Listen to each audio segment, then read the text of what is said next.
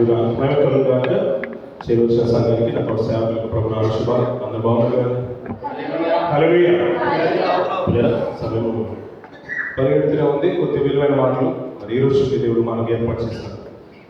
అద్భుతమైన మాటలు మనం ఒకసారి పరిశుద్ధ గ్రంథం నుంచి దేవుడు మనకి ఇచ్చిన జీవ గ్రంథం నుంచి కొన్ని మాటలు మనం ధ్యానించడానికి ప్రయత్నం చేద్దాం. కీర్తన భాగము 58వ అధ్యాయం కీర్తనలు 8వ వచనం చదువుతాం. కీర్తన భాగము 58వ అధ్యాయం 8వ వచనం. వారు కరిగిపోయిన నత్త వలె ముందురు అని చెప్పగలరు. పిల్లల పరిశుద్ధ గ్రంథంలో ప్రతి మాట మనకు ఒక పాఠాన్ని నేర్పించేదిగా ఉంటుంది. మన ఆత్మీయ జీవితాన్ని సరైన రీతిలో నడిపించడానికి ఉంటుంది, లేదంటే మనకు ఒక గుణపాఠం నేర్పించడానికి ఇష్టపడుతుంది. అంతేకాదు, ఇంకా పౌలు గారు అంటారు రోగుల రాష్ట్ర పత్రికలో, అలా ఎక్కువ రీతిలో కూడా మాట్లాడుతుంటారు. వాటన్నిటి కూడా ఒక దృష్టాంతాలుగా ఉన్నాయంట మనకు బుద్ధి చెప్పడానికి. యుగం అంతమంది ఉన్న మనకంట ఒక బుద్ధి చెప్పడానికి ప్రతి లేఖనము ఆ రీతిగా రాయబడిందంట. జరిగిన వాటిని దృష్టాంతాలుగా మనం తీసుకోవాలి, అలా చేయకూడదు. కొన్ని వస్తువులు ప్రస్తావించాడు, అలాగే కొన్ని జంతువులు ప్రస్తావించాడు, కొన్ని చిన్న చిన్న జీవరాశులు కూడా ప్రతిదాన్ని కూడా వీడు ప్రస్తావించి మరి మనకు ఒక పాట నేర్పించడానికి ప్రతిసారి ప్రయత్నం చేస్తున్నాడు. అలాగే ఈ ఇందులో కూడా ఒక ప్రస్తావన వచ్చింది, ఒక చిన్న జీవి. అక్కడ ఏమంటాడు పిల్లలు? నత్త వలె అంటున్నారు. నత్త అంటే ఎంతమంది తెలుసు పిల్లలకి? స్నేహిల్స్ అంటే తెలుసు కదా పిల్లలు? ఎప్పుడైనా తిన్నారా? ఎప్పుడైనా తినలేదు కదా, సంతోషం. స్నేహిల్స్ తెలుసు కదా పిల్లలు? ఎందుకు చాలా మంది తింటున్నారు కాబట్టి అడిగేశాను. అది చిన్న నత్తలు. మనము ఇలా ఒక మాట శబ్దం చేయగానే పరిగెత్తుకుంటూ వెళ్ళిపోతాయి, చాలా దూరం పరిగెత్తుకుంటూ వెళ్ళిపోతాయి. ఒక రాబిట్ కంటే వేగంగా, కుక్క పిల్లల కంటే వేగంగా వెళ్తాయి. అంతే కదండి? ఎలా వెళ్తాయి? మెల్లిగా వెళ్ళిపోతుంటాయి. నత్తలు అవంట కరిగిపోయిన నత్త అంటున్న పిల్లలు. ఈ మాటను మనసులో ఉంచుకున్న పిల్లలు నిజంగా దీని గురించి దేవుడు ఎందుకు ఆ ప్రస్తావన తీసుకొచ్చిందో, భక్తుడు ఆ మాటను ఎందుకు మాట్లాడుతున్నాడో కొన్ని విషయాలు మనం మాట్లాడుకుందాం పిల్లలు. ఈ నిజంగా పరిశుద్ధ గ్రంథం నుంచి ఒక మాటను ఆలోచించడానికి దేవుడు ఇచ్చిన ప్రతి మాట అది మన ఆత్మీయ జీవితానికి తప్పకుండా మేలే చేకూర్చబడుతుంది, మేలే చేయబడుతుంది. నిజంగా దేవుడి యొక్క మనసు అర్థం చేసుకోవడానికి ప్రకృతిలో ఉన్న ప్రతి వస్తువును కూడా, ప్రతి ఒక్క జీవరాశిని, ప్రతిదీ కూడా, ఋతువులే కానీ ఆయన పంచభూతాలే కానీ ప్రతిదీ ఆలోచించడం వల్ల ఆయన యొక్క అదృశ్య లక్షణాలు అన్నీ కూడా ఈ దృశ్యమైన వాటి మనకు స్పష్టపడుతుంటాయి, తెలియజేయబడుతున్నాయి. మర్చిపోక మాట చూద్దాం పిల్లరా. యెషయా గ్రంథము 55వ అధ్యాయము యెషయా గ్రంథము 10వ వచనం చూద్దాం పిల్లరా.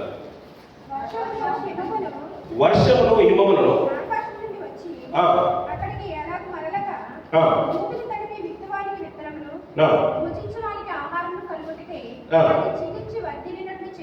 సరిపోతుంది పిల్లలు. ఇక్కడ చూడండి పిల్లల, వర్షం అంటే అందరికీ తెలిసింది కదా పిల్లలు.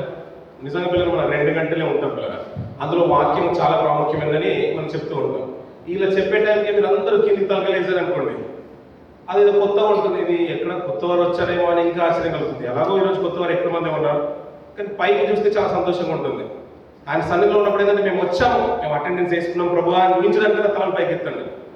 సో మీ సూర్యుడు యొక్క తేజస్సు మీ మీద ప్రకాశింపజేయం కాక, కానీ మీ తలలు మాత్రం పైకి ఎత్తే ఉండండి.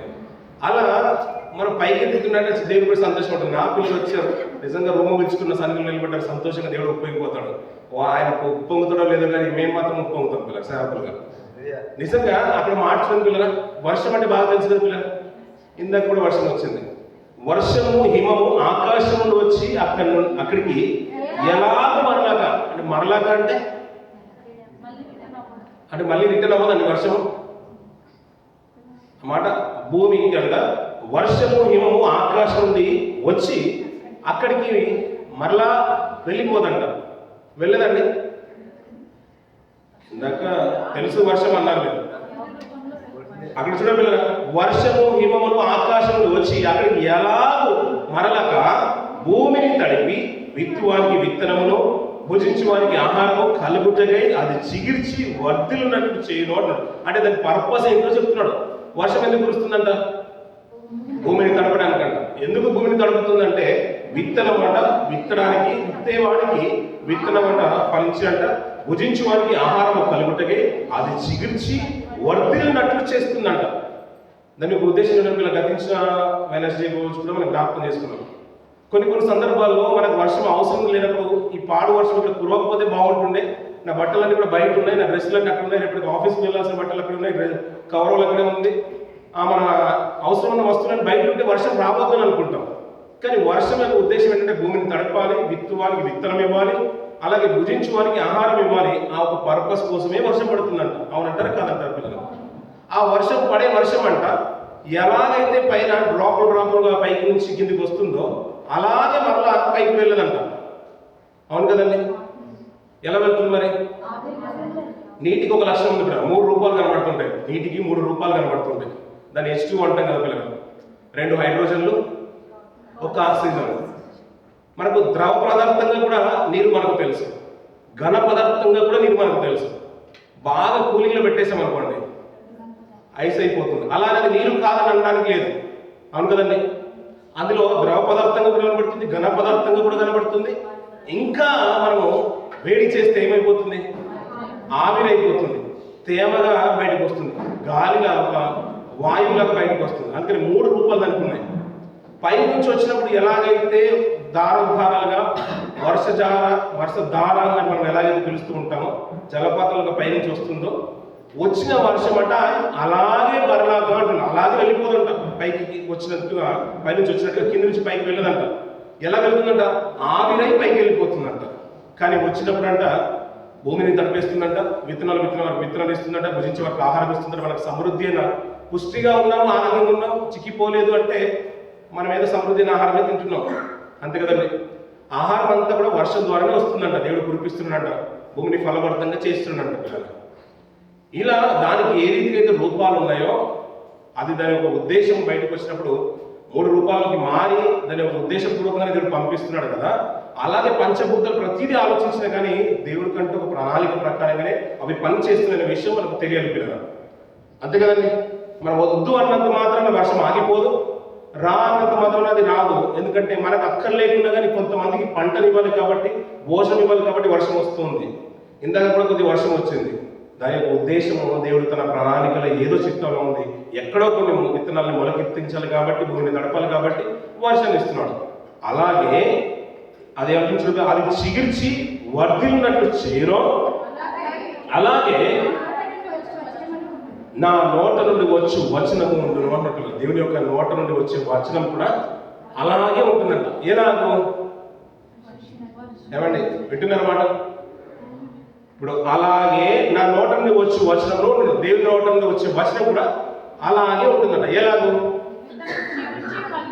వర్షం పడినప్పుడు, ఆకాశం నుంచి వర్షం పడినప్పుడు భూమిని తడిపేస్తుందంట, విత్తనం ఇచ్చేవాడికి విత్తనం ఇస్తుందంట, భుజించేవాడికి ఆహారం ఇస్తుందంట. అలాగా దాన్ని ఎలాగైతే అది చిగుర్చి వర్ధిల్లినట్టు చేస్తుందో వర్షము కురిసినప్పుడు, అలాగే వాక్యం వచ్చినప్పుడు కూడా ఆత్మీయ జీవితాన్ని అలాగే చేస్తుందంట. వాక్యం వచ్చిందా దాన్ని మనము తీసుకున్నంట మన ఆత్మీయ జీవితానికి, మన ఆత్మీయ శరీరానికి అన్వయించుకుంటే అది తడిసిపోతుందంట. హృదయము అప్పుడప్పుడు అంటే రాతి బారిన హృదయాలు అంటూ ఉంటారు. అందుకే నీకు మాంస హృదయాన్ని, మెత్తని హృదయాన్ని దేవుడు ఇస్తాడు. ఎప్పుడు ఇస్తాడు? మన హృదయం కరిగిపోయినప్పుడు. కొంతమంది ఉంటారు వాడికి నష్టం కలిగినా పక్కన వాడు పడిపోయినా పట్టించుకోరు, మనకి ఎందుకులేని వెళ్ళిపోతూ ఉంటారు. కొంతమంది ఉంటారు అది ఏదైనా మనం చూస్తున్నాం కదా పిల్లలు, అప్పుడప్పుడు కొన్ని వీడియోలు మనం చూస్తున్నాం, ఏదో కొన్ని ప్రాణం చేసినట్టుగా, ఏదో ఆపద వచ్చినట్టుగా వాడు సాయం చేస్తారో లేదా, వాడి నేచర్ ఎలా ఉంది అంటే పబ్లిక్లో ఎలా ఉన్నారు, మనుషులు ఎలా ఉన్నారు తీసుకోవడానికి కొద్ది గాయపడినట్టుగా, ఏమైనా చంపుతున్నట్టుగా, గొడ్డలు తీసుకుని వెళ్ళిపోయినట్టుగా, కోస్తున్నట్టుగా చూస్తుంటే ఎవరైనా అడ్డుపడతారా లేదని అప్పుడప్పుడు చిన్న చిన్న ప్రాంతాలు మనం చూస్తున్నాం. అలాగే మన మంటకులగా ఒకవేళ వాక్యం వినగానే మన హృదయం మెత్తబడుతుందంట, దాన్ని బట్టి మార్పు మనలో ప్రారంభించాలంట. విత్తనంలో విత్తేవాడికి అంట వర్షము పడి భూమిని తడిపినప్పుడు అది ఎలాగైతే మొలకెత్తుతుందో, మొలకెత్తింది ఆహారంగా మారుతుందో, అది వర్ధిల్లి వృద్ధి చేయబడుతుందో, ఆ రీతిగా వాక్యము కూడా దేవుని నోటి నుండి వచ్చే వాక్యం కూడా మన ఆత్మీయ జీవితంలో అలాగే ఉండాలంట పిల్లలు. అంతే ఈజీగా అర్థమైపోయింది కదా, ఆ వర్షం అయితే మనకి ఈజీగా అర్థమైపోయింది. కానీ ఈ కాలక్రమేణా ఈ కాలంలో మనం ఎక్కువగా గతించిన కాలంలో కేసీఆర్ గవర్నమెంట్ మారిపోయిన తర్వాత రేవంత్ రెడ్డి గారికి వచ్చింది, అలాగే జగన్మోహన్ రెడ్డి గారి ప్రభుత్వం మారిపోయిన తర్వాత చంద్రబాబు గారి నాయకత్వం వచ్చింది. ఆ ప్రభుత్వ కాలంలో ఆయా గ్రామాల్లో సీసీ రోడ్లు వచ్చాయి పిల్లలు, మీరు చూసారు లేదు? ఎక్కడ చూసినా సిమెంట్ రోడ్లు వేశారు. ఇప్పుడు హైవేలు కూడా చాలా గొప్పగా ఉన్నాయి. ఎక్కడైతే ఎలాగైతే ఉందో ఆ స్పీడ్ లిమిట్ ఎలాగైతే ఉందో అలాంటి లిమిటే ఆ ఇండియా ప్రాంతాల్లో కూడా హైదరాబాద్ రింగ్ రోడ్స్ అన్ని కూడా బెంగళూరు వరకు కూడా అక్కడి నుంచి మొదలుకొని ఈ కన్యాకుమారి వరకు హైవే అని నేషనల్ హైవే కూడా అన్ని కూడా పెద్ద మొత్తంలో ఉన్నాయి, స్పీడ్గా వెళ్ళిపోతున్నాయి. ఈ సీసీ రోడ్ల మీద చూడండి పిల్లలు, వర్షం పడింది అనుకోండి నేల తడిసిపోతుందా? ఏమండి వర్షము పై నుంచి వచ్చింది, ఇప్పుడు వర్షం పడగానే దాని యొక్క పర్పస్ ఏంటి? భూమిని తడపాలి. భూమిని తడిపి విత్తువానికి విత్తనం ఇవ్వాలి, భుజించడానికి ఆహారం ఇవ్వాలి, అది వర్ధిల్లాలి, వృద్ధి చేయాలి. దానికి ఒక పర్పస్ అది. అలా వర్షం వచ్చినప్పుడు సీసీ రోడ్లు ఉన్నాయి, అన్ని తార్ రోడ్లు ఉన్నాయి అనుకోండి, భూమి ఎలా తడిసిపోతుంది? అంటే మీరు భూమి అంటే సీసీ రోడ్ కూడా భూమేనండి, తార్ రోడ్ కూడా భూమే, మన హైవే రోడ్ కూడా భూమి అని అనుకోవద్దు. భూమి అంటే ఏంటి? ఎక్కడైతే మనం విత్తనం వేస్తే ఫలించడానికి ఆస్కారం ఉంటుందో అదే భూమి నిజమని చెప్పాలంటే, అంతే కదండి. ఇప్పుడు మన పైన దీని మీద సెరామిక్ టైల్స్ వేసారు, ఇది కూడా వర్షం పడింది అనుకోండి తడిసిపోతుందా? కాదు కదండి, నేలలోకి వింకిపోవాలి, అది తడిసినట్టు. అలాగే ఎక్కడైతే సీసీ రోడ్లు ఉన్నాయో అక్కడ వర్షం పడిన తర్వాత ఇప్పుడు ఏమైపోతుందంటే ఆ స్లోప్ను బట్టి ఈ వర్షం మీదంతా కూడా పల్లంలో జారిపోతూ ఉంటుంది. అవును కదా పిల్లలు? మీకు బాగా తెలిసిన మాట అనుకోండి, నా టైంలో నేను ఊహించి ప్రాక్టీస్ చేస్తాను. అది స్లోప్లోకి వెళ్ళిపోతుంది, అవును కదండి. అందుకని అది ఎక్కువైపోయింది అనుకోండి, కొన్ని ప్రాంతాల్లో ఎక్కువైన వర్షం వచ్చింది అనుకోండి, వరదలుగా ఉద్రేకంగా ఉంటాయి, ప్రవాహాలు ఎక్కువైపోతున్నాయి, కొన్ని ప్రాంతాలు కొట్టుకొని పోతున్నాయి. ఎందుకంటే అక్కడ నిల్వ చేయడానికి కానీ ఇంకిపోవడానికి ఆస్కారం లేదు. ఈ మాటను బట్టి అది ఎలాగైతే ఎంత వరకైతే వాస్తవమో వాక్యం కూడా వచ్చినప్పుడు ఏం చేసామంటే పిల్లల మనం కూడా మన స్లోప్ దిశగానే ఉంటున్నామేమో అనిపించింది. ఇప్పుడు వర్షంలో మనం వెళ్ళిపోతున్నాం అనుకోండి, అయ్యో వర్షం పడుతుంది, మనకేమో పని ఉంది, మనం ఏం చేయాలి? ఇప్పుడు ఆ పని పూర్తి చేసుకోవాలంటే వర్షంలోకి వెళ్ళాలి. మనం ఎలా వెళ్తాం పిల్లలు? తడుచుకుంటే వెళ్ళిపోతాం. ఏం చేస్తామండి? గొడుగు పట్టుకుంటాం, ఇంకా రెయిన్ కోట్ వేసుకుంటాం, ఇంకా వాటర్ ప్రూఫ్ సంబంధించి ఏదంటే అది పెట్టేసుకుంటాం. ఈవెందో మనకు మొబైల్ కూడా వాటర్ ప్రూఫ్ వచ్చేసాయి కాబట్టి మనం అంతా కూడా ఫుల్గా కవర్ చేసుకుని వెళ్ళిపోతాం వర్షపు నీరు తడిసిపోకుండా ఉండడానికి. అలాగైతే సీసీ రోడ్లు వేసినప్పుడు కానీ తార్ రోడ్లు వేసినప్పుడు కానీ మన ఈ గ్రామాల్లో ఒకప్పుడు ఇంకుడు గుంతలు ఉండేవి, అవి కూడా అన్ని కనుమరుగైపోయాయి. వర్షం నిలిచిపోవట్లేదు ఎక్కడ, అందుకని అది ఫ్లోగా వెళ్ళిపోతున్నాయి, ఎక్కడో వెళ్ళిపోతున్నాయి పిల్లలు. వాక్యం కూడా దేవుని నోటి నుండి వచ్చే మాటలు కూడా అంట ఏ రీతి అయితే సీసీ రోడ్ కట్టేసుకొని మనం దృఢంగా రోడ్లు పగిలిపోకుండా చేసుకున్నామో మన హృదయాలు కూడా అలాగే చేసుకున్నామేమో అనిపించింది. అలాగే అన్న మాట నాకు అర్థమైంది. ఆ మాట అది నిజమే కదండి పిల్లలు. ఆ మాట వచ్చినప్పుడంటే సాత్వికంతో నీ అంగీకరిస్తారంటే మన హృదయంలో మార్పు కలుగుతుంది. ఈ వారం మన స్థితి వచ్చే వారం ఉండదు పిల్లలు. నిజంగా దేవుడు మనతో మాట్లాడితే ఆ జీవితానికి ఆ వాక్యాన్ని అనుసంధానం చేసుకుంటే, అంతే కదండి. లేదు వాక్యం అంత పవర్ ఉండదండి అనే మాట మీద ఏమైనా మాట్లాడతాను. ఈ మధ్య కాలంలో నేను గతించిన దినాలు కూడా ఒక మాట చెప్పాను, లేదంటే నేను ఫ్రిడ్జ్లో ఉన్న వస్తువులను ముట్టనని చల్లటి నేను తిన్నాను అన్నట్టుగా, అయ్యో బైబిల్లో చాలా విషయాలు ఉంటాయండి అవి వద్దండి, నాకు అవి నాకు పడవనే స్థితిలోకి మనం వెళ్ళిపోయాం పిల్లలు. లేదండి నీకు అర్థమవుతుందో లేదు, మాటలన్నీ కూడా మనకే అండి. అది నాకు తగిలిందనే మాట అంటే నిజంగా నీ కోసమే ఉంది, అది తగలడానికే ఉందన్నమాట. అక్కడ స్పీడ్ బ్రేకర్లు వచ్చినప్పుడు ఇలా వాక్యం జంప్ అయిపోవడానికి ఆస్కారం లేదు మన జీవితంలో. వాక్యం మన కొరకే ఉంది, అది తగలడానికే ఉంది. దాన్ని బట్టి మన మార్పు మన జీవితంలో రావడానికే దేవుడికి మాటలు ఇచ్చాడు. తగులుతుందంటే వాక్యం పనిచేస్తుంది, తగలట్లేదంటే అక్కడ నువ్వు స్పీడ్ బ్రేకర్ కట్టుకున్నావు, దాన్ని జంప్ చేసి ఓవర్టేక్ చేసి దాని నీరు నుంచి వెళ్ళిపోతున్నాం, బ్రిడ్జ్ లాంటి మనం ఏదో కట్టేసుకున్నాం. అందుకని పిల్లల వాక్యం మన హృదయంలో ఫలించాలంట. అది ఫలించినప్పుడే దాని యొక్క పర్పస్ ఏంటో మనకు అర్థమవుతుంది.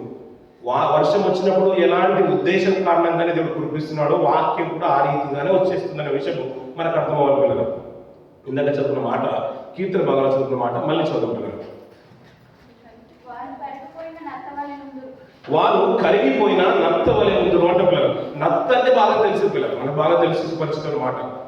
దాని చుట్టూ ఒక షెల్ లాంటిది ఉంటుంది పిల్లలు. ఏమంటే మన అందరూ తెలుసు కదా పిల్లలు. కీర్తన భాగము 50వ అధ్యాయం 8వ వచనం పిల్లలు. కరిగిపోయిన నత్త అంటున్నాడు పిల్లలు. నత్త అంటే తెలుసు కదండి, ఇందాక అన్నాను కదా. ఎలా ఉంటుంది ఒకసారి ఇమాజినేషన్కి వచ్చిన పిల్లలు. దాని చుట్టూ ఒక శంఖం లాంటిది ఉంటుంది, ఒక షెల్ లాంటిది ఉంటుంది, ఒక గూడు లాంటిది ఉంటుంది, రౌండ్గా ఉంటుంది. సైజు పెరిగే కొద్దీ అది కూడా ఇంక్రీజ్ అవుతూ ఉంటుంది. దాంట్లో ఒక జీవి లోపల ప్రాణం పోసుకుని ఉంటుంది. అది ఆఖరాన్ని అది పెరుగుతున్న కొద్దీ ఆ పైన గూడు కూడా పెరుగుతూ ఉంటుందంట పిల్లలు. వింటున్నారు కదా మాట, వినిపిస్తున్నాయి కదా పిల్లలు. దాని గూడు కూడా పెరుగుతూ ఉంటుందంట పిల్లలు. ఆ గూడులో ఆ ప్రాణము అలాగే ఉంటుంది, ఒక జీవి అలాగే ఉంటుంది. అది సముద్రంలో కానీ చెరువుల్లో కానీ అక్కడ నదుల్లో ఒడ్డు చివరిన కానీ చిన్న చిన్న గుంటల్లో కానీ మనకు కనబడుతూ ఉంటాయి పిల్లలు. అవి ఎలా ఉంటాయంటే నిజంగా చిన్నగా ప్రాప్తం ఉంటాయి. మీరు తర్వాత గూగుల్ చేస్తే మీకు తెలుసు అనుకోండి. గూగుల్ చేస్తే దాని గురించి స్టడీ చేస్తుంటే ఆశ్చర్యమైన, అంటే ఆ విషయం కూడా ప్రస్తావన పరిశుద్ధ గ్రంథంలోకి వచ్చిందంటే అది ఎంత మట్టుకు మనల్ని నడిపింపజేస్తుందో దాన్ని బట్టి మనం ఏదో నేర్చుకోబోతున్నాం అనే విషయం మనకు అర్థమైపోవాలి పిల్లలు. ఏమంటే మీ పేరు ఏమైనా బైబిల్ గ్రంథం ఉందంటారా? కుమార్తెలు అన్నాడు అనుకోండి, ఆ పేరు ఉంది. లేదు పర్టికులర్గా ఈ పలానా ఊళ్ళో మన సర్నే పెట్టి మరి ఆ రోజు యూదా గోత్రము ఇంకా ఈ వంశపు వాడు ఆ పేరు అతని కుమారుడని ప్రస్తావించినట్టు మన పేరైతే రాయబడలేదు కదండి. కానీ ఈ నత్త పేరు రాయబడిందంటే దానికంటే ఏదో విషయం అయితే ఉండాలి కదా. కరిగిపోయిన నత్త అంటున్నాడు అంటే అది బాగున్న నత్త గురించి చెప్పట్లేదు. నత్తలన్నీ బాగా ఉంటాయి కానీ చివరి కంటే అవి కరిగిపోయిన నత్తల వల్ల నోటున్నాడు పిల్లలు. ఏమంటే ఒకవేళ ఆ మాట అర్థం చేసుకోవడానికి ఆ పైన ఇచ్చిన కొన్ని మాటలు కూడా మనం చదువుకుంటున్నట్టు పిల్లల, మొదటి నుంచి కొన్ని మాటలు ఇచ్చిన పిల్లల. అధిపతులారా నిజమా? నరులారా మీరు న్యాయాన్ని బట్టి తీర్పు తీర్చుదురా? లేదే మీరు హృదయపూర్వకంగా చెడుతనం జరిగించుతున్నారు. దేశమందు మీ చేతి బలాత్కారము తూచి చెల్లించుతున్నారు. తల్లి కడుపున పుట్టినది మొదలుకొని పుట్టిన తోడనే అబద్ధములాడుచూ తప్పిపోదు. ఈ విషయాన్ని కూడా చూడండి పిల్లల, ప్రతిదీ కూడా క్వశ్చన్ వేస్తే చెప్తున్నాడు. ఎవరు మాట్లాడుతున్నారు? మాటలన్నీ కూడా దావీదు గారు మాట్లాడుతున్నారు పిల్లలు. ఆయన మాట్లాడుతూ అధిపతుల గురించి మాట్లాడుతున్నారు, మనుషులందరి గురించి మాట్లాడుతున్నారు. అలాగే మీరు హృదయపూర్వకంగా చెడుతనం జరిగిస్తున్నారంట. అలా మాట్లాడుతూ దేశమందు మీ చేతి బలాత్కారం తూచి చెల్లించుచున్నారు. తల్లి కడుపున పుట్టినది మొదలుకొని భక్తిలో విపరీతమైన బుద్ధి కలిగి ఉందరు. పుట్టిన తోడనే అబద్ధములు ఆడుతారు. మీరు ఆలోచించిన పిల్లలు, పుట్టిన తోడనే ఎవరైనా అబద్ధాలు ఆడతారు? ఇంచుమించు ఎన్ని రోజులు పడుతుంది? ఒక ఆడపిల్ల మాట్లాడడానికి త్వరగా కొన్ని నెలలే పడుతుంది. మగపిల్లడు మాట్లాడడానికి చాలా రోజులు పడుతుంది అంటారు. ఇంకా పుట్టిన రోజు మాట్లాడతారండి అని ఈ విషయం అయితే మనకు తెలుసు కదండి. తొందరగా అయితే మాట్లాడలేదు, కొంత కాలం అయితే పడుతుంది. అంటే ఉద్దేశం ఏంటంటే వాడు ఊహ తెలిసిన తర్వాతనే అబద్ధాలు ఆడడం స్టార్ట్ చేస్తాడు. ఇంట్లో ఒక్కడే ఉంటాడు, ఒకతే ఉంటుంది. సడన్ గా రిమోట్ తీసి వాటర్లో వేసేస్తుంది, లేక కింద పడేస్తుంది, పగిలిపోతుంది. మమ్మీ గారు డాడీ గారు వచ్చాడు కదా అనుకోండి, ఏమైందండి నాకు తెలియదు, నేను ఏం చేయాలి అనుకోండి. అవునంటారు కదా పిల్లలు. ఇంకా తీరా చూస్తే పక్కనే ఎవరు ఉంటారు, ఇంకా 4-5 పిల్లలు కూడా ఉంటారు. పడేసిన తనే, తనకు తల్లికి తెలుసు, మమ్మీ డాడీకి తెలుసు. అయినా కానీ తన ఏంటంటే నా మీదికి రాకుండా తప్పించుకుంటుంది. అలాగే తప్పుడు ఉద్దేశంతో మైండ్లో ఉన్నది, కానీ ఏదో ప్రమాదం జరిగింది, దాని తర్వాత జరిగిపోయే అనార్థం ఆ శిక్ష నా మీదకి రాకుండా ఉండడానికి తను తప్పించుకుంటుంది. అంతే కదండి. దీన్ని పట్టుకొని అవునండి మనం బాల్యం నుంచి అబద్ధం ఆడతాం, పుట్టిన నుంచి మనం అబద్ధం ఆడతాం మాట కాదు అది. ఆ ఊహ తెలిసిన తర్వాత పిల్లలు అబద్ధం ఆడతారంటే కిందికి చూడండి పిల్లలు. వారి విషయము నాగుపాము విషయం వంటిది. మాంత్రికులు ఎంత నేర్పుగా మంత్రించినను వారి స్వరము తనకు వినబడకున్నట్లు చెవి మూసుకున్నట్టు చెవిటి పాముల వలె వారు ఉన్నారు అంటున్న పిల్లలు. కొంతమంది చూడండి పిల్లలు, సమాజంలో ఇలాంటి వారు మన గ్రామాల్లో, మన చుట్టుపక్కల, మన పక్కింటోళ్ళు అక్కడక్కడ తారసపడుతూ ఉంటారు. దాని గురించి మంచి ఎగ్జాంపుల్ చెప్తున్న చూడండి. మంత్రికులు ఎంత నేర్పుగా మంత్రించినను వారి స్వరము తనకు వినబడకున్నట్లు చెవి మూసుకున్నట్టు చెవిటి పాముల వలె ఉన్నారు. నిజంగా చెవులకు అంటే పాములు చెవులే ఉన్నాయంట. అకార్డింగ్ టు ద సైన్స్ చెవులు ఉన్నాయంట. ఆ వైబ్రేషన్స్ బట్టి అవి ఆ ఫ్రీక్వెన్సీని అనుగుణంగా తన చర్మాన్ని తాకిని బట్టి అది మలుచుకుంటుందంట. దీని గురించి ఒక విలువైన మాట భక్తులు రాస్తున్నారు చూడండి పిల్లలు. చెవిటి పాము వలె వారు ఉన్నారు దేవా, వారి నోటి పనులను విరగొట్టుము అంటున్న పిల్లలు. యెహోవా కొదమ సింహంలో సరిపోతుంది పిల్లలు. ఈ మాట పిల్లలు అంటే దేవుని యొక్క భక్తుడు మాట్లాడుతున్న మాట ఏంటంటే సమాజంలో ఇలాంటి తీరు జరుగుతున్నప్పుడు అతనికి అర్థం అవ్వట్లేదు, పరిస్థితులన్నీ కూడా తారుమారైపోతున్నాయి. అనుకున్నది ఈ వేరే ఆలోచనలోకి వెళ్ళిపోతున్నప్పుడు ఆయన ఒక ఆలోచన అంతా ఏంటంటే దేవుడికి ప్రార్థన చేస్తున్నాడు. అధిపతులు మారిపోతున్నారు, ప్రజలు ఇలాగే ఉన్నారు, వారి యొక్క ఆలోచన విధానం బాగాలేదు. దేవా నువ్వైనా ఇంకేమంటున్నాడు? మనం అంటుంటాం కదా, ఏం లేదు మరి పళ్ళు మనం ఏమంటాం? ఆ మాటలు పళ్ళు రాలగొట్టమంటారంట. చూసారు పిల్లలు, మనం క్రైస్తవులమే, మనం అనే మాట కూడా అలాగే ఉంటాయి. మనం పళ్ళు రాలగొట్టమంటారంట. భక్తులు కూడా అనమాట దేవా మరి పళ్ళు ఊడగొట్టమంటున్నాడు. ఇంకా మార్చిన పిల్లలు, యెహోవా కొదమ సింహం వల్ల కూరలను ఆ సింహం యొక్క కూరలే తీసిన తర్వాత ఇంకా సింహం యొక్క ప్రయోజనం ఏముంటుంది? దాన్ని చూస్తే ఎవరికి భయం కడుతుంది? అందుకనే వాటన్ని కూడా ఊడబెట్టుము అంటున్నాడు. ఇవన్నీ మాట్లాడుతూ వారు నీళ్ల వలె వారు గతించిపోదురు, అతడు తన బాణములు సమీపగా అవి తునాకులైపోవును అంటున్న పిల్లలు. ఇవన్నీ కూడా వివరించడానికి అంత సమయం లేదు, కానీ చివరిగా ఆ మాట మనం మాట్లాడుకుంటూ వారు కరిగిపోయిన నత్తవలే ఉండురు అంట పిల్లలు. కరిగిపోయిన నత్తవలే ఉన్నాడు. దావీదు గారి జీవితంలో ఒక్కసారి తొంగి చూస్తే కింది వరకు కూడా అద్భుతంగా మాట్లాడారు పిల్లలు. ఈ కీర్తన అంతా కూడా వివరించాలని అనుకున్నాం కానీ సమయం సరిపోదు. ఆ మాట నత్త గురించి ఎందుకు ప్రస్తావన తీసుకొచ్చాడు, ఎవరిని పోల్చుతూ మాట్లాడుతున్నాడంటే దావీదు గారి పిల్లల ఎప్పుడైతే తను నీతిగా యథార్థమైన స్థితిగతుల్లో ఉన్నాడో, తన తండ్రి కూడా గుర్తించిన స్థితిలో ఉన్నప్పుడు ఒక ప్రవక్త చేత దేవుడు ఏర్పాటు చేసుకొని అభిషేకించినా కానీ యుద్ధంలో జరిగిన సంఘటనలు మనకు బాగా తెలుసు. అతని మీద ఉన్న విషపు చూపు గురించి తెలుసు. సౌలు సంహరించడానికి ప్రయత్నం చేస్తూ ఉంటే దావీదు ప్రాణ భయం చేత తప్పించుకుంటూనే తిరుగుతున్నాడు పిల్లలు. కొద్దిపాటి సమయం పిల్లలు మనసు పెట్టి విన్నాం. ఈ మాట అర్థం అవడానికి ఆ మాట విన్నాం నీకు జ్ఞాపకం చేయాల్సింది. అతను తరుముతూ వెళ్తున్నప్పుడు, సౌలు గారు తరుముతూ వెళ్తున్నప్పుడు దావీదు గారు తప్పించుకుంటూ వెళ్తున్నారు. కొంతకాలానికి సౌలు చంపబడ్డాడు. సౌలు చనిపోయాడు. తిరిగి రాజ్యము తనదైపోయింది. త్వరితమైన కాలంలోనే తన కుటుంబంలోనే ఒకరు నిజంగా అతని గురించి చెప్తూ మాట్లాడుతుంది ఏంటంటే అతను సుందరవంతుడంట. అతని వంటి వాడు యూదులలో ఎవరు లేడంట. అంతటి అందగాడంట. కురులు కూడా శీల కలిగిన కురులు ఉన్నాయంట. చాలా బారున వెంట్రుకలు ఉన్నాయంట. అలాంటి వెంట్రుక కలిగిన ఆయన అబ్షలోము తన తండ్రికి వ్యతిరేకంగా తన రాజ్యాన్ని ప్రబలించుకుంటున్నాడు. తీర్పు కొరకు అంతపురంలోకి వచ్చేవారు అందరూ కూడా తండ్రి దగ్గరికి వెళ్తున్నారు. ఇద్దరు వస్తున్నారు. దావీదు గారు తీర్పు తీస్తున్నారు. ఇది న్యాయం అంటున్నాడు, ఇది తప్పు అని గద్దించి మరి పంపిస్తున్నాడు. తీరా వెళ్ళిపోయే వారిని ఎవరికైతే అన్యాయం జరిగిందో వారి చేయి తీసుకున్నాడు. ఏమైంది అంటున్నాడు. ఇలా నేను నాన్నగారు ఇలా చేశాను, మా నాన్నగారి గురించి నాకు బాగా తెలుసు, ఆయన అలాంటి వాడని అతను హత్తుకొని చేయి ముద్దు పెట్టుకుంటూ పంపిస్తున్నాడు. ప్రజలు ఏమైపోయిందంటే దావీదు కంటే కూడా అబ్షలోమే మంచోడు అన్నట్టుగా ఒక స్థితి అందులోకి వచ్చేసింది పిల్లలు. ఒక అవగాహనలోకి వచ్చేసారు ప్రజలందరూ కూడా. కాలక్రమేణా ఏమైపోయిందంటే ప్రజలు అంట అబ్షలోమును చాలా ఇష్టపడడం ప్రారంభించేశారంట. ఒక తనకు వ్యతిరేకంగా ఒక రాజ్యాన్ని బలపరిచేశారు, తండ్రికి వ్యతిరేకంగా.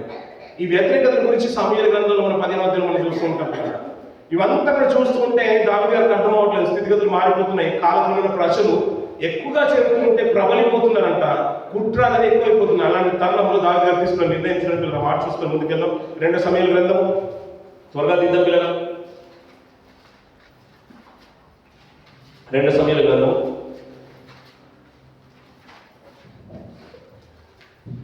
15వ అధ్యాయం 12వ వచనం పిల్లలు. మరియు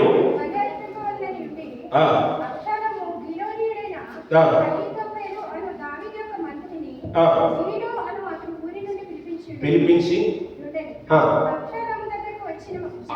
అబ్షలోము దగ్గరికి వచ్చిన జనము మరి మరి ఎక్కువ చేత కుట్ర బహు బలమాయను అంటున్న పిల్లలు. ఇలా తీరా దావీదు గారికి అర్థమైపోయింది. చాలా మంది అతని పక్షంలో చేరుతున్న విధానం బట్టి ఇది ఎక్కువైపోతుంది, ప్రాణానికి ముప్పు ఉందనే ఉద్దేశంతో దావీదు గారు అంతఃపురాన్ని విడిచిపెట్టాల్సిన పరిస్థితి వచ్చింది పిల్లలు. కాలి నడకన వెళ్ళిపోతున్నాడు, అరణ్య మార్గంలో వెళ్ళిపోతున్నాడు. తనను వెంబడించేవారు చాలా మంది ఉన్నారు. ఈ విషయాలు మనం చాలా మాట్లాడుకుంటూ ఉంటాం. కాలి నడకన చెప్పులు లేకుండా వెళ్ళిపోతుంటే, అరణ్య మార్గంలో వెళ్ళిపోతుంటే కాలక్రమేణా తనను వెంబడించేవారు 2 వర్గాలు అయిపోయారు. ఒకరు అబ్షలోము పక్షం అయిపోయారు, ఒకరు దావీదు పక్షం అయిపోయారు. తన విశేషం ఏంటంటే తన కుటుంబాల నుంచి వచ్చిన తండ్రి కుటుంబం నుంచి వచ్చిన అబ్షలోమే వ్యతిరేకమైపోతున్నాడు. ఇంకా దానికంటే ముందు చరిత్ర మనకు తెలుస్తుంటే అమ్నోను కూడా ఒక దుర్మార్గుడు వచ్చేసాడు. అందుకని పిల్లరా మనం బాగా వింటున్నాం కదా అని మంచులని కాదు, బాగా చెప్తున్నారు మంచులు కాదు. దావీదు నిజంగా అతని క్యారెక్టర్ ఏంటో మనం ఆలోచిస్తేనంట యెహోవా ధర్మశాస్త్రం దివారాత్రము దాన్ని ధ్యానించేవాడంట. అన్యాయంగా ఏది జరిగినా అక్కడ కూర్చునేవాడు కాదంట. పగలు దాన్ని ధ్యానించేవాడు, రాత్రి దాన్ని ధ్యానించేవాడు, పడుకున్నప్పుడు వేకొచ్చి అమలేదు దాన్ని ధ్యానించేవాడు. అంతే మాట్లాడుతున్నాడు. దుస్తులు ఆలోచన చెప్పున నడువనే నడవాడంట.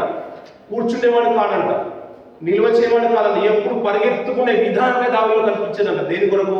దేవుని పని కొరకు. అలాంటి వాడు దీన్నంటే ఒక నిబంధన చేసుకున్నాడు. నేను ఇశ్రాయేలుకు దీన్ని బోధించాలని ఒక నిబంధన దావీదు గారు చేసుకున్నారంట పిల్లలు.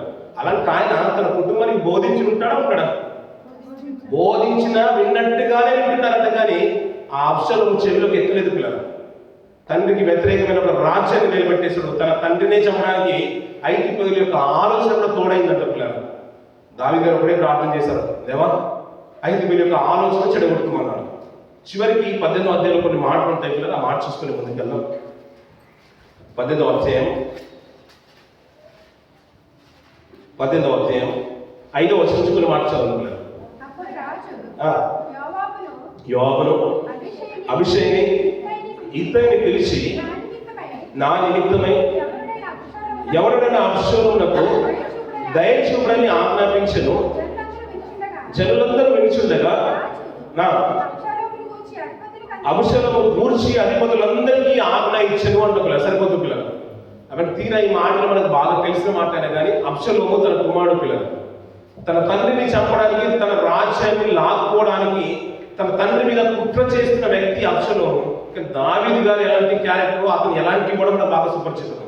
కానీ తండ్రి కూడా మనసు ఎట్లా చూడండి పిల్లలు, అతను అరణ్యంలో ఉన్నాను, తన కుమారుడు దండెత్తి వస్తున్నాను, వచ్చినా కానీ అబ్షలోము మీద దయచూపని తన సైన్యాధిపతి అయిన యోవాబుతో చెబుతున్నాడు. దాన్ని ఒకవేళ నీ చేతికి చిక్కినా కానీ చంపొద్దు అనే మాట చెప్తున్నాడు.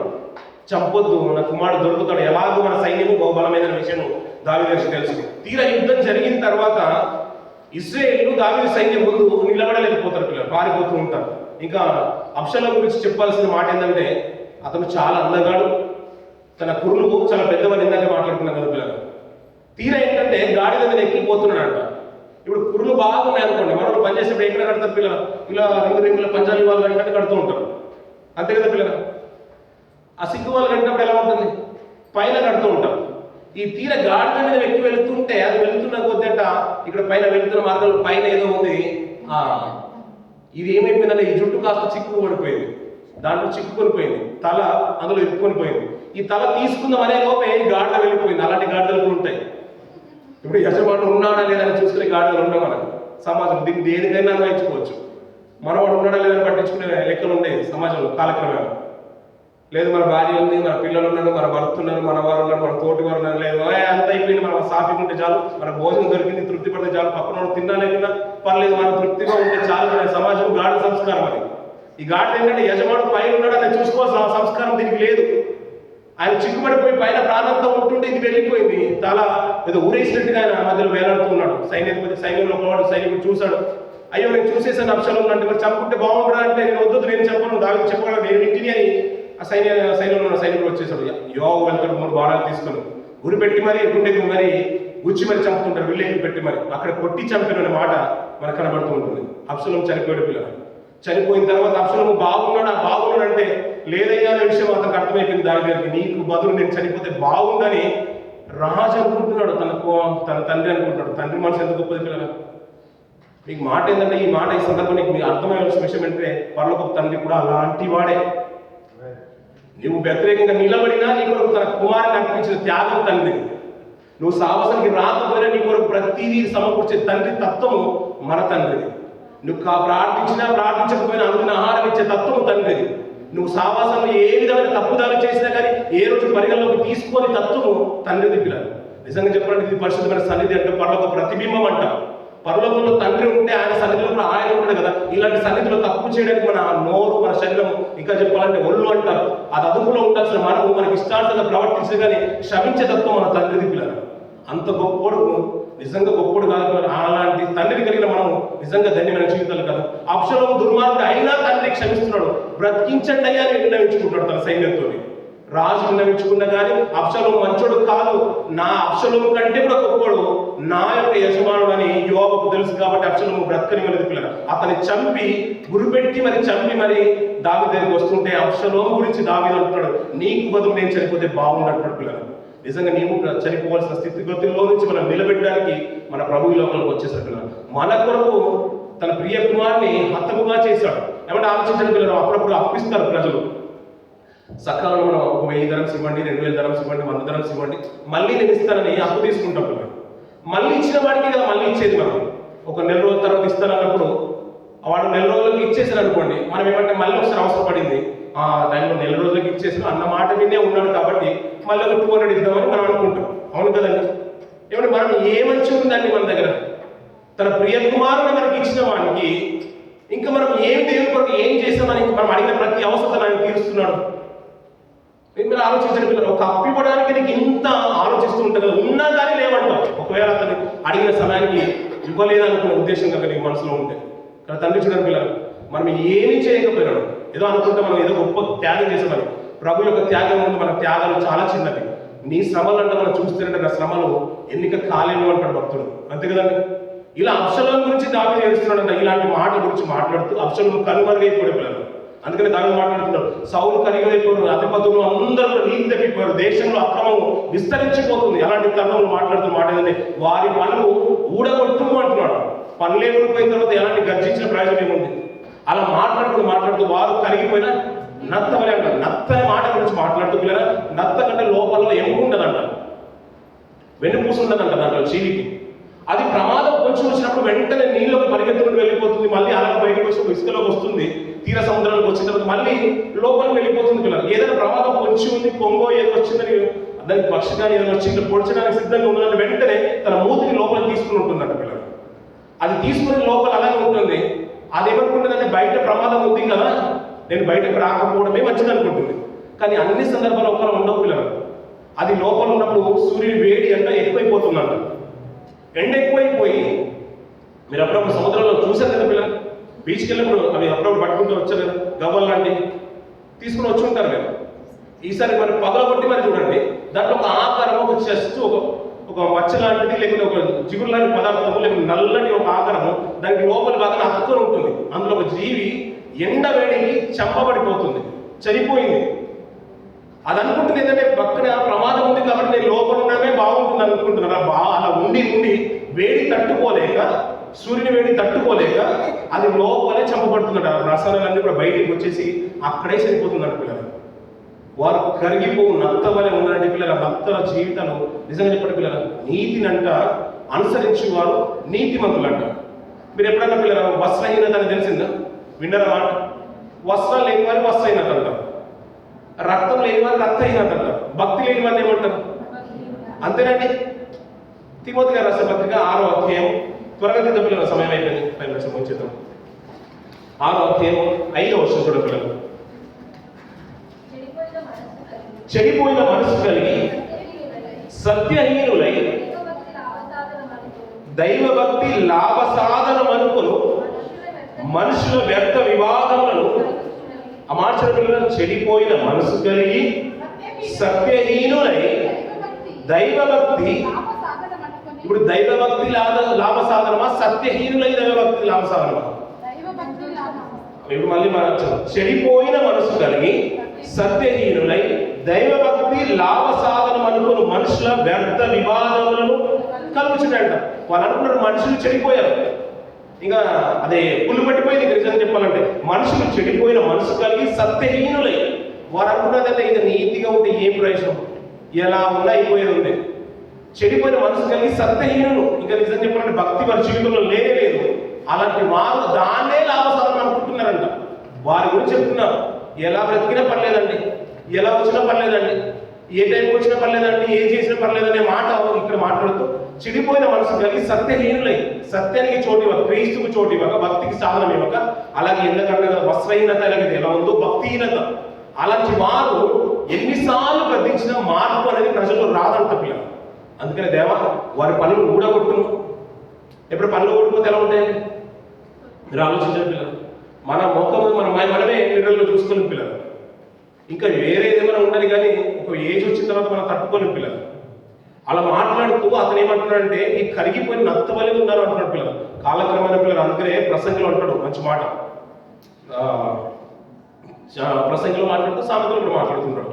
ఒక మంచి పేరు మేలు అంటాడు, సుగంధ తైలం కంటే. ఇప్పుడు మంచి పేరు ఎందుకు మేలు? అందుకని ఇప్పుడు మనం చాలా మంది మంచి పేర్లు పెట్టుకుంటున్నాం, అంతే కదండి.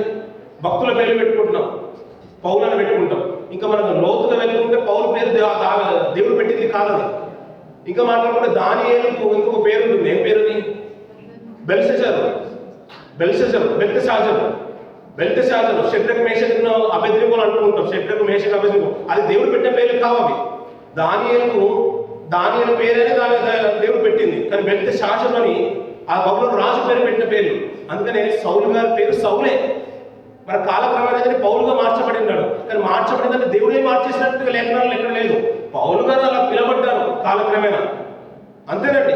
సౌలా సౌలా అని దేవుడు పిలిచిన పేరు అది. నీ స్థితి మార్చుకో, నీ పాపాలు కడుపు అని అననీయ మాట్లాడుతున్న మాటలు. అంటే పేరులో ఏమీ లేదు, తీరులోనే అంతా ఉంది. అందుకనే తీరు మంచిగా ఉంటే కరిగిపోయిన నత్తలు మనం ఉండము. కాలక్రమేణా చరిత్రలో మనకంటూ అక్షరాలు ఉండిపోవాలి. ఇలా స్థిరంగా ఉండిపోవాలి. నిజం చెప్తున్నాం కదా, మనం ఉన్నా లేకుండా ఏసన్న గారు వెళ్ళిపోయిన తర్వాత అంట పిల్లలు ఇంకా నేటికి పాట మనం జ్ఞాపకం చేసుకుంటున్నాం కదా పిల్లలు. కొంతమందికి నచ్చకపోయినా పాట మనం పాడుతున్నామా లేదా పిల్లలు? నేను అదే చెప్తున్నాను పిల్లలు. దావీదు గారి గురించి మాట్లాడుతున్న అబ్షలోము గురించి ఎవరు మాట్లాడుకుంటారు పిల్లలు? అసహ్యమైన జీవితాలు కాదు, ఒక నిజం ఉత్తమైన కుటుంబం నుంచి వచ్చిన వారు, ఉత్తమైన కుటుంబం, ఒక కన్న తండ్రి ఉన్న పిల్లలు. అమ్నోను ఎలాంటి వాడు, అబ్షలోము ఎలాంటి వాడు, దుర్మార్గమైన జీవితాలు ఒక సమాజానికి కలంకానికి కూడా జాతికి చెరడానికి పుట్టిన కలంకాలు కాదు పిల్లలు. దేవుడు రక్తం ఇచ్చి కొన్న తర్వాత మన జీవితాలు ఎలా ఉండాలి పిల్లలు? నీ కొరకు తన ప్రియ కుమారుని పెట్టిన తండ్రి మన జీవితాలు మనకు సమర్పించిన తర్వాత మన జీవితాలు ఎలా మారుతారు పిల్లలు? కరిగిపోయిన నత్తలాగే ఉన్నామంటారు. అయ్యా సత్యాన్ని అనుసరించి బ్రతకండి, చెడును ఏమాత్రం అవలంబించొద్దు, భక్తిహీనతలోకి మీరు వెళ్ళాలి, ఆత్మీయ తీవ్రత కలిగి ఉండాలి, హెచ్చువాటి అందు మనసు ఉంచక తక్కువ వాటి అందు ఉండాలి, ఒకరినొకరు హెచ్చించుకోండి, ఒకరినొకరు హెచ్చించుకొని దేవుని భక్తిలో సాధనాలుగా ఉండాలి. ఆసక్తి విధానం మాధ్యులు కానే కావద్దు. అపవిత్రత నుంచి పవిత్రతలోకి వచ్చారు కదా, మళ్ళీ అపవిత్రతలోకి వెళ్ళిపోవద్దు అని ఎన్ని మార్లు గ్రంథాలు చెప్పినా వినని వారు ఎలాగంటే వాటర్ ప్రూఫ్ జాకెట్లు వేసుకుని వర్షంలోకి వెళ్ళినట్టుగా మన స్థితిగతులు కూడా అలాగే మారిపోయి సిమెంట్ వేసుకున్నాం మన మీద. కాబట్టి మార్పు మనం రాకపోతే మన జీవితాలు కూడా కరిగిపోయిన నత్తలాగే ఉంటాయి. నత్త అంటే అర్థమైపోయింది కదా పిల్లలు, అది ఇలా ఒత్తేసినా కానీ గట్టిగా ప్రెస్ చేస్తే పగిలిపోతుంది. మన జీవితాలు కూడా అలా రావద్దు అని భక్త మాట ప్రస్తావించడానికి దేవుడు నత్త ప్రస్తావన తీసుకొచ్చాడు పిల్లలు. చిన్న జీవితమే, అందులో గూడు కట్టుకొని ఉంటుంది. మనలో బాయిలో కప్పలాగా మనం కూడా ఉన్నాం, మనకి ఇదే ప్రపంచం తెలుసు. కానీ మనం ఈ ప్రపంచం దాటితే ఇంకా మరో ప్రపంచం ఉంది, ఆ నిత్యత్వం ఉంది. దాంట్లో వెళ్ళడానికి మన ప్రభు ఈ లోకానికి వచ్చి తన ప్రాణాన్ని సమర్పించేసి అలాంటి ప్రభువు తిరిగి లేచి మళ్ళీ రాబోతున్నాడు కదా, ఆయన ఎదుర్కొన్న స్థితిగతులు నాకు ఉన్నాయా నిజంగా? అలాంటి స్థితిలోకి రావాలంటే నా ఆత్మస్థితిలో ఉన్న భక్తి జీవితంలో ఇంకెంత యోగ్యత రావాలి, ఎంత అభివృద్ధి కావాలి, ఇంకెంత స్టెప్పులు, ఎంత ఎదగాలనే విషయం ఏ రోజు మనం ఆలోచిస్తాం పిల్లలు. వేరే వర్షం పడుతుంది గొడుగు తీసుకురండి బట్టలని ఇక్కడ లోపల పెట్టుకోవడానికి మనం ఎంత తొందరగా గాబరా పెడుతుంటామో మన భక్తి జీవితంలో కూడా అలాంటి గాబరా కావాలి పిల్లలు. వాక్యం వచ్చేసింది కదా, వాక్యం వచ్చింది కదా, దాన్ని ఎంతవరకు మన ఆత్మీయతకి నేను అవలంబించుకున్నాను, ఎంతవరకు ఆత్మీయ స్థితిలో నేను వెళ్ళిపోతున్నాను, నీతిని కాపాడుకుంటున్నాను, భక్తిని కాపాడుతున్నాను, పవిత్రతను కాపాడుతున్నాను, నా ప్రార్థన జీవితాన్ని కాపాడుతున్నాను, సాహసం కాపాడుతున్నాను, ఎలాగైతే నేను నిలబడుతున్నాను, నన్ను, నా కుటుంబాన్ని, నా భార్యను, నా పిల్లల్ని, నా సంఘస్థులను, నా తోటి వారిని ఎంతమంది నేను ఆత్మీయతలోకి నడిపిస్తున్న విషయము చాలా మ్యాటర్ చేస్తుంది పిల్లలు. పనికి ప్రతిఫలం ఉంటుంది కానీ యోగ్యులైన వారికి వెళ్ళిపోతారు. అందుకనే ఏప్రిల్ పత్రికలో అంటాడు మాట తీయొద్దు పిల్లలు. పరలోకంలో ఎందరో కొందరు మాత్రమే అవిశ్రాంతిలో ప్రవేశించుతున్న మాట నిశ్చయము అంటాడు. ఎవరో కొందరు అంటారు. 60,000 జాబులకు కొన్ని 6 లక్షల జాబులు, 6 లక్షల అప్లికేషన్స్ వస్తున్నాయి. 6,000 జాబులకు 60 లక్షలు వస్తున్నాయి. ఇంకా ఒక 5 జాబులు ఉంటే 50,000 మంది అప్లికేషన్ పెట్టుకుంటారు. అందులో 5 లక్కీగా వస్తున్నాయి. మనది అలా కాదు పిల్లలు. ఎంతో మంది కోటాను కోట్ల ప్రపంచమంతా పరిగెడుతుంది నిత్యత్వం సంపాదించుకోవడానికి. ఆ రేసులో నువ్వు నేను ఉన్నామనేదే ప్రాముఖ్యం. అవునంటారా కదండి పిల్లలు? ప్రపంచమంతా పరిగెత్తుతుంది నిత్యత్వాన్ని, స్వర్గాన్ని, నీతిని, ఆ ఉన్నత రాజ్యాన్ని కైవసం చేసుకోవాలి. అది ఏ మతంలో ఉన్నాను నీతిగా బ్రతికేవారిని దేవుడు తన తీర్పులో నిలబెట్టుకుంటారా లేదని ఆయనకే సాధ్యం. మరి క్రైస్తవులు కూడా ప్రపంచంలో ఎక్కువగా ఉన్నారు అంటారు కదా, అందరూ పరిగెత్తుతున్నారు పరలోకాన్ని సంపాదించుకోవడానికి. ఆ నిత్యత్వంలో మరి చిన్న పిల్లలు ఉన్నారు, వీళ్ళు ఉంటారు, వాళ్ళు ఉంటారు, వీళ్ళు ఉంటారు, సేవకులు ఉంటారు, మనం అందరం ఉంటాం. స్త్రీల సమాజం ఉంటుంది, పెద్దలు ఉంటారు, యవనస్తులు ఉంటారు, సేవకులు ఉంటారు, వారి కుటుంబాలు ఉంటాయి. వీరు అందరూ మరి ఎవరు కైవసం చేసుకుంటారు? ఎవరు కైవసం చేసుకున్నా లేకున్నా మరి నేను ఉండాలని ఆశ మనకు, ఆ స్వార్థం మనకు ఉంటుందా ఉండదు? దాని కొరకు ఒకటే మాట్లాడాడు, భక్తిని కాపాడుకోవడం. కరిగిపోయిన నత్తల మీరు కూడా కాలక్రమంగా చెరిగిపోయిన వాళ్ళు ఏదో చరిత్రలో మీకంటూ ఒక అక్షరం లేకుండా మాత్రం మీరు బతుకోదు. మీకంటూ ఒక బలమైన అక్షరం, ఒక బోల్డ్ లెటర్ మార్కర్తో రాసినట్టు మీరు రాసుకొని లిఖించుకొని వెళ్ళిపోండి. నేను వెళ్ళిపోయినా నా తరాలు జ్ఞాపకం చేసుకోండి, తరాలు జ్ఞాపకం చేసుకోండి. అలాంటి తీరు సంపాదించుకోండి. కనీసం మీ కుటుంబంలోనే మంచి సాక్ష్యం కలిగి ఉండండి, మీ సమాజంలోనే మంచి సాక్ష్యం కలిగి ఉండండి, లేదా సంఘంలో మంచి సాక్ష్యం కలిగి ఉండండి. లేదు వాడు బాబోయ్ అనే మాటతో వద్దు పిల్లలు. మనకంటూ మంచి మాటలు, మంచి పేరు కాదు, మంచి తీరే సంపాదించుకుని వెళ్ళండి పిల్లలు. అలా బ్రతుకుదాం. అలాంటి వారికి నిత్యత్వం అంటున్నాడు. ఆ నిత్యత్వంలో మనము మన సంఘ పిల్లలందరూ ఉండాలని కోరుకుంటున్నాం. ఈ మాటలు దేవుడు దీవించి ఆశించుగారు.